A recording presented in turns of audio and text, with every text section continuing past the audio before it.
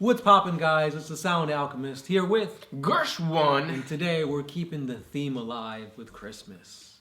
Merry Christmas to you and your family, your kin, everything. Happy holidays, Kwanzaa, Hanukkah, any other holiday you celebrate. Or if you don't celebrate, sit down and watch, because today we've got giveaways.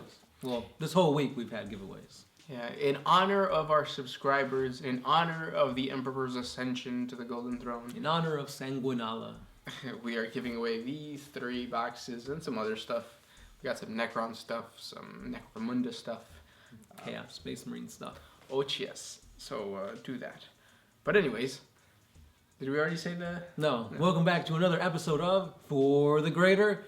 This is a video series where we answer the questions left by you, the viewer. If you have a question for us, comment down below. Put question in front of your question because we will get to those questions first.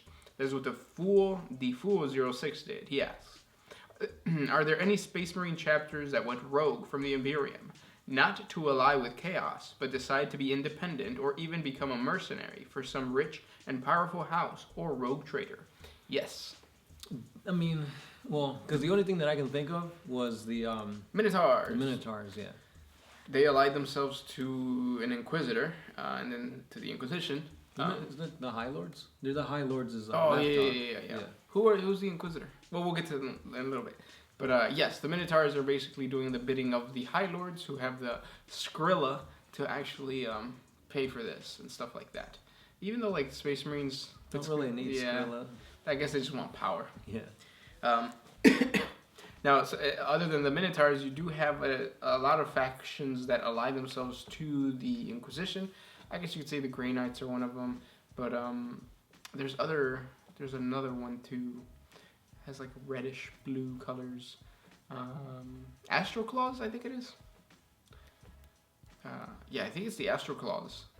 If not, it has something to do with that. But basically, they ally themselves with the Inquisition, and then whenever an Inquisitor calls within the Calixis sector, because they're in the Calixis sector, they come, to support. So in a way, they are a mercenary group. If you want to create a Space Marine chapter, that's a mercenary chapter. You could also say that they are from what used to be a bigger chapter, but now has been reduced to almost nothing. A warband, so to speak. Yeah, which is what happened to the Salamanders for a while. The Salamanders were notorious for always having depleted ranks.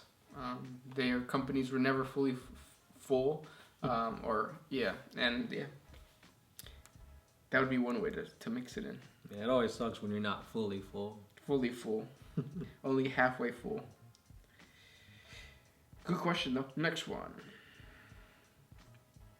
This one is by Dieu de la Modestie. Hopefully I pronounced that right. Hey, the first question here made me think of a theory. Now this is probably referring to another video, but here it is. What if Alfarius, the true Alfarius, was dead, and Omegon took the role of Alfarius, and then he led his army into the Eye of Terror? He then became the true Chaos Primarch champion of Tzeentch, because he's a lot more manipulative than Magnus, and Tzeentch would also like this kind of thing. So because of that, Omegon would forget that he is Omegon and start believing that he is Alfarius, so far that he actually became Alfarius. Then, after the release of some Primarch, GW would shock everyone by airing a figurine full of chaotic Alfariusness. One point that made me think about this theory was the fact that Magnus looked overall really weak for somebody who took forces during the 10K years, and his chaotic mutations were pretty minor. I've always thought that maybe, or in my understanding of the lore, I have always thought that Dorn did kill Alfarius, and it's always been Omegon. But who knows what's going to happen at the end. Yeah, with the whole Magnus not really looking chaotic enough, you gotta remember that Magnus is a super powerful psyker, so he could probably change his appearance as well, at will. On top of this, if Tzeentch gave him a mutation he didn't like, I'm pretty sure he could use a spell to change that mutation. So like, say he got like a bunch of tentacles for an arm, he could just make his arm back into what it used to be. Even though Magnus is extremely chaotic looking. Yeah, he is. Like his chaos model is super chaotic. Like I think he looks more like a chaos demon than what's his name?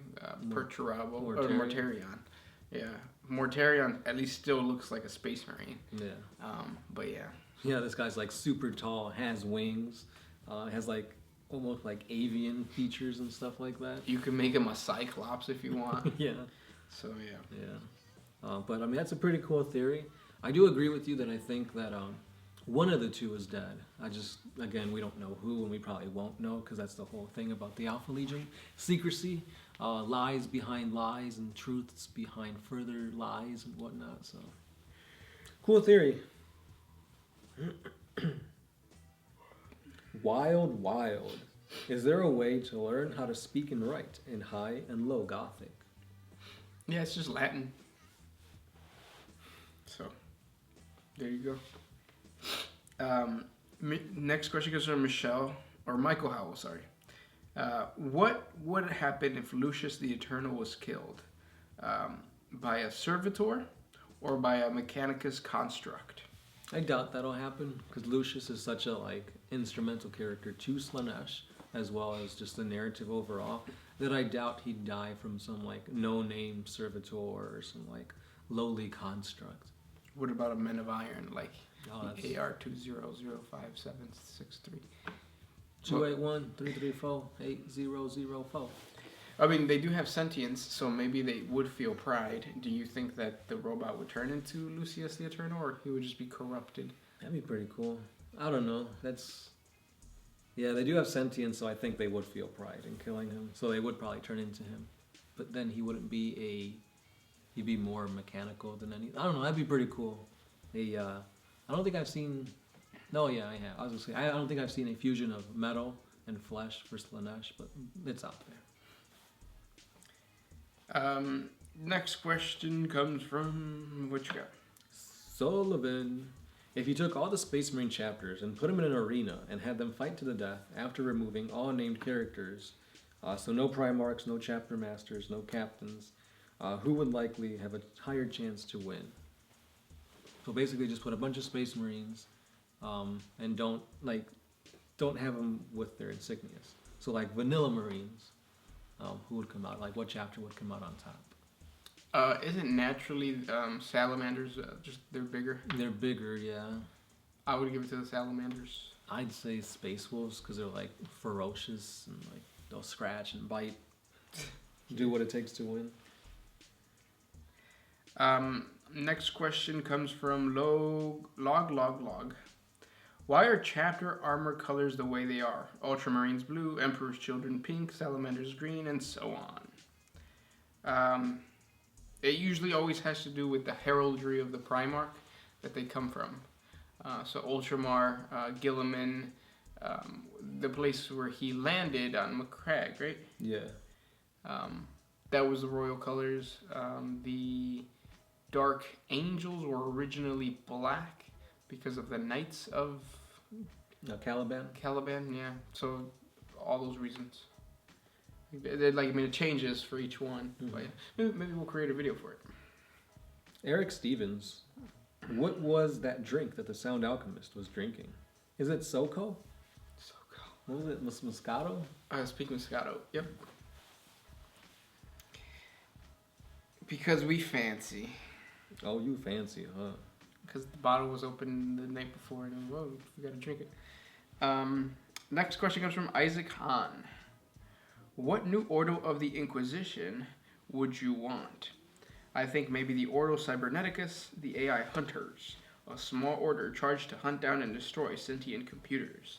That'd be really cool. Yeah. AKA Northern Antivirus. McAfee? Yeah, that's funny. The Ordo... I think that they should buff up some of the smaller Ordo, like the one that messes or investigates time travel. The Ordo Cronus or whatever it's called. Yep, something like that. Chrono something. Yep. The Zeitgeists. Yeah, something like that. That would be cool. What about you? I feel like they should have an Ordo Warpo. I don't know what to call it. Somebody that kind of investigates the Legion of the Damned and how Dante, or not Dante, how Drago is like stuck between the warp and this world, and something like that. Yeah, that'd be cool. It's like studying traitors, but traitors who seem good, like to actually see what's going on. Right. Yeah. Something like that. Like the Legion of the Damned, the Saints, stuff like that. Sure. You should just said the Waterworld Ordo. Well, that's true. But next question. I have one from Sam Troy. How'd y'all feel about a 40K FPS done right? What's FPS? First person shooter. Oh, Eternal Crusade kind of sucks. Like in a style of Doom 2016 or even Battlefield. Oh, that would be so freaking awesome. If they had a Battlefield version, Star Wars Battlefront version of 40K. Yeah, Yes. that'd be really, really awesome. Just imagine like all the capabilities. Like you'd have your Spacemarines, because that'd be like the regular Marines. But then you could also play as like a Kroot with like the Shaper rifle, or have like Necrons and their Gauss flares and stuff like that. You know what they need to do? They need to create a game that combines the strategic, like army building of 40K, like where you and like a first-person shooter. So what you would do is like you start off and you start off really basic. You pick your HQ and then you pick 2 units and then you slowly build up until you can have like an apocalypse game where you have titans and all that kind of stuff. So you build your army based on the points that you gain by going through campaigns, and then during each battle you go into an actual battle and you get to play like a member of one of your units. So you could say, okay, so if I'm playing orcs, I'm going to be an orc boy for the first 15 minutes or until I die. Once I die, I get to choose whether to go back into that same unit or jump over to the knobs that are fighting over there or some craziness like that. Because that's kind of what Battlefront was doing, minus the army building. So basically like Dawn of War, how it's like you build your army, you build your base, and then when you go out in the offensive and you try to attack, then it shifts into a first-person shooter. Exactly, yeah. That's pretty cool. Come on, GW, step your game up. Or it wouldn't be GW. Who created Dawn of War the first time? Mantic? THQ? I don't know. Well, yeah, something like that. Yeah. That would be an awesome game. That sounds pretty cool. But it's basically like 2 games in one. Yeah. But I want it. Next question.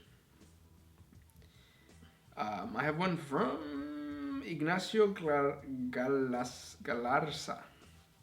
With the Fallen gathering and Luther escaped from the Rock, do you believe Lionel Johnson is likely to be the next Primarch, and do you see the Fallen being their own separate Chaos Warband or faction? Although it's been alluded that the Fallen are indeed like chaos and traitors and stuff, I think it'd be even more of a shock if they were actually working like with Cypher to actually revive the Emperor or something along those lines. That they were just using Luther and like secrecy and all this as like a front so that like their plans kind of don't get ruined. I don't know, something like that. Why was Cypher imprisoned? Because they thought he was a heretic. But after the second war on Terra, didn't he get let loose or no? I think so, yeah. I see. Cool character though. His model's pretty cool. Yeah. Like first there was one where he had like the 2 guns, and then he had one with that big ass sword in the back. Next question. This one's by Dane Hemaya Brown. What happens when Chaos runs out of Titans? They build more. They've got demon forges where they just build chaotic, whether it be like defilers or any chaos engine they build in these places. And the cool thing about these forges is that they're not aligned to a chaos god, and they're actually like their own thing. So like let's say if Nurgle tries to attack the forge, then any chaos engine that was created has to come back and fight to protect it, even if that chaos engine is devoted to Nurgle. So no matter what, their allegiance to that forge comes first before their actual patron god, which is pretty cool. Badass. Next question comes from Fenrir. This is gonna be the last question. Will you guys ever do a personal Q&A? Questions about you. Say split the video into multiple parts because topic you know. You can just ask questions now and then we'll answer them. So just ask us anything and we'll answer it. Doesn't have to be 40K related. If you need dating advice, you got some math problem for your test coming up. Yeah. If you want to know how Gersh gets his beard so pristine. Yep. You don't touch it. Ever. Not even he touches it. Nope. I don't touch my face. How do I brush my teeth? I don't. And those are the questions for today. If you guys have more questions for us, whether they be personal or not, we also take requests. Wink, wink. Send nudes. Merry Christmas, guys. Don't forget we have giveaways going on. So check out our channel to win them prizes. And make sure to respond right away because we've had giveaways before where you guys don't respond. Yeah. But anyways. Happy holidays, Merry Christmas. Thanks for all the questions. Let's keep it going. I'm the Sound Alchemist. Gershwad. And we are out of here. Always